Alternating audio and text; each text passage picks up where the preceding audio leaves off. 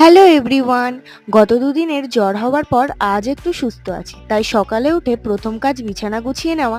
সেটা করেই ফ্রেশ হয়ে নিয়ে বসে বসে চা খাচ্ছিলাম। তারপর আজ ব্রেকফাস্টে খেলাম নারকেল দিয়ে সাবু মাখা। এটা আমি প্রথমবার খেলাম, খেতে কিন্তু বেশ টেস্টি ছিল। তারপর স্নান করে নিয়ে জানালার ধারে বসে বসে চুল শোকাচ্ছিলাম আর বসে বসে চকলেটটা খাচ্ছিলাম। আর লাঞ্চে ছিল পনিরের তরকারি আর মাছের ঝোল।